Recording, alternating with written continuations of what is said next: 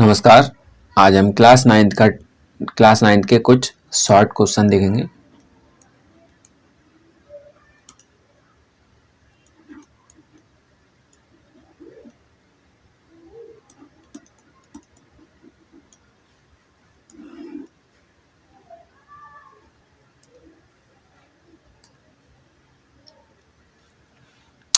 जैसे इसमें हम सबसे पहले देखेंगे व्हाट इज सेल। सेल क्या है? तो सेल क्या है?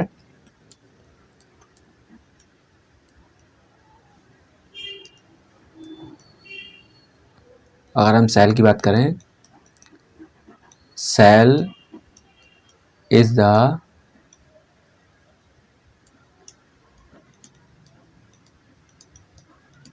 स्ट्रक्चरल एंड फंक्शनल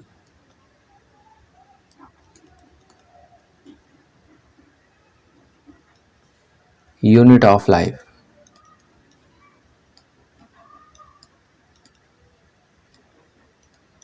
तो देखिए, सेल क्या है? Structural and functional unit of life है। हमारी लाइफ की एक यूनिट है सेल। ठीक है। अगर हम बात करें प्रोकैरियोटिक सेल क्या है, तो प्रोकैरियोटिक सेल की अगर हम बात करें तो जो एक इनकम्प्लीट सेल है जिसमें न्यूक्लियस भी एब्सेंट है, जिसमें सेल ऑर्गेनेल्स भी नहीं पाए जाते हैं, उसमें मेम्ब्रेन बाउंड सेल ऑर्गेनेल नहीं पाए जाते हैं। देखिए, अगर हम प्रोकैरियोटिक सेल की बात करें तो ये कैसी सेल होगी? सेल जैसे कि बैक्टीरिया, ठीक है, ब्लू ग्रीन एल्गी, ये क्या है? जिनमें वेल ऑर्गेनाइज्ड सेल जिसमें न्यूक्लियस एब्सेंट है, मेम्ब्रेन बाउंड ऑर्गेनेल्स लैकिंग, मतलब कि जिसमें मेम्ब्रेन बाउंड सेल ऑर्गेनेल्स नहीं पाए जाते, ऐसे सेल्स के लिए हम बोलते हैं प्रोकैरियोटिक सेल। ठीक है। वहीं पर अगर हम यूकैरियोटिक सेल की बात करें तो ये कैसी होंगी? एडवांस्ड सेल होंगी जिसमें न्यूक्लियस कंप्लीट न्यूक्लियस पाया जाएगा और मेम्ब्रेन बाउंड सेल ऑर्गेनेल्स भी प्रेजेंट रहेंगे।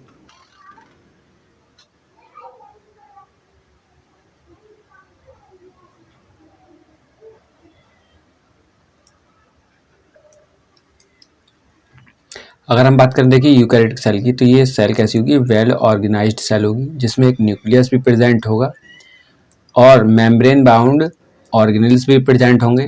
ठीक है। ऐसी सेल्स के लिए हम क्या कह सकते हैं? Eukaryotic cell. ठीक है।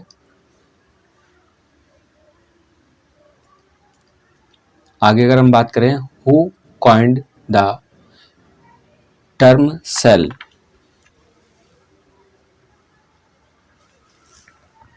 सेल नाम किसने दिया था? ये हम अगर बात करें तो रॉबर्ट हुक।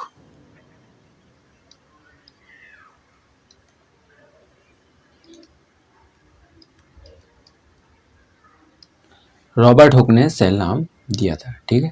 आगे अगर हम बात करें, the name name the book in which Robert Hooke published his work. अपना वर्क कौन से बुक में उन्होंने पब्लिश किया था? तो उस बुक का क्या नाम था? माइक्रोग्राफिया।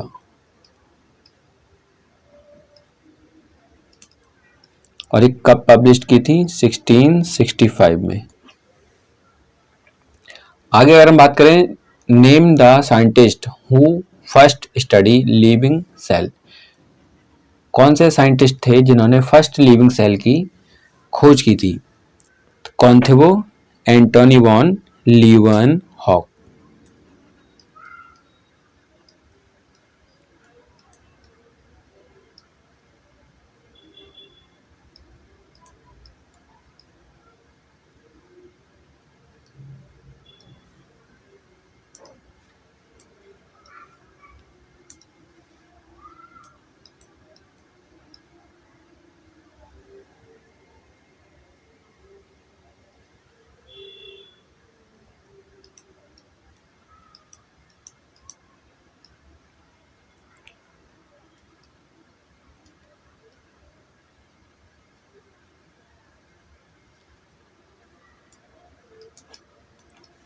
तो देखिए, जो फर्स्ट साइंटिस्ट थे जिन्होंने लिविंग सेल की डिस्कवरी की थी तो कौन थे? ल्यूवेनहॉक। और इन्होंने कब की थी? तो 1674 में डिस्कवरी की थी। ठीक है, आगे अगर हम बात करें, name the smallest and largest cell. कौन सी सेल है जो सबसे छोटी है और कौन सी सेल है जो सबसे बड़ी है?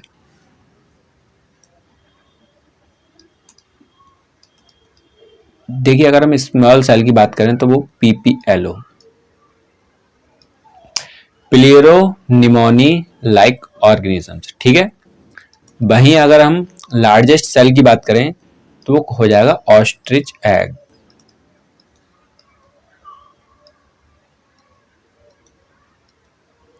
ठीक है, पीपीएलओ, ऑस्ट्रिच एग। आगे अगर हम बात करें, name the longest cell in the human body. Human body की अगर लॉन्गेस्ट सेल की बात करें तो वो नर्व सेल हो जाएगी। ठीक है, आगे बात करें हम, give 2 example of prokaryotic cell. Prokaryotic cell की 2 एग्जांपल बताइए। तो इसमें क्या होगा? एक तो बैक्टीरिया,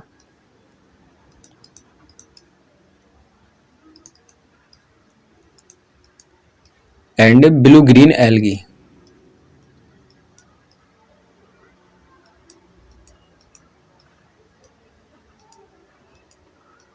ये प्रोकैरियोटिक सेल के 2 एग्जांपल हो जाएंगे। वहीं अगर हम बात करें, give 1 example each of unicellular and multicellular organisms. तो यहां क्या हो जाएगा? जैसे यूनिसेलुलर ऑर्गेनिजम्स में अमीबा, वहीं अगर हम मल्टी सेलुलर ऑर्गेनिजम्स की बात करें तो ह्यूमन बींग्स का भी एग्जांपल हम ले सकते हैं।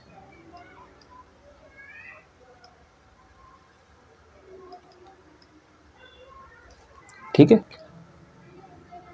अगर हम बात करें, name 2 cell organism which contain their own genetic material, जिनमें खुद का जेनेटिक मटेरियल पाया जाता है, जिसमें एक तो है आपका माइटोकॉन्ड्रिया,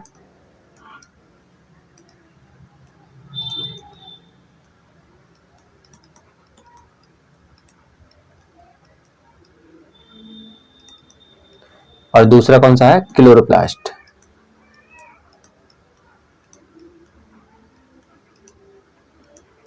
इन दोनों में ही अपना खुद का जेनेटिक मटेरियल पाया जाता है। ठीक, अगर हम बात करें किचन ऑफ द सेल तो ये कौन हो जाएंगे?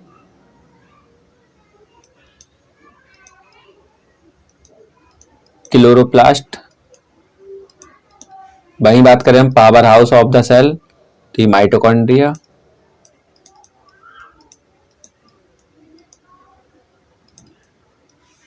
ठीक है, आगे अगर हम बात करेंगे,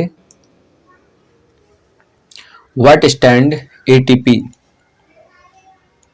व्हाट फॉर एटीपी स्टैंड। तो इसका आंसर क्या हो जाएगा?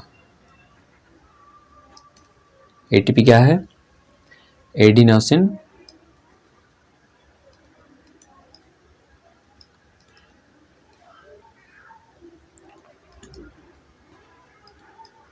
ट्राइफॉस्फेट।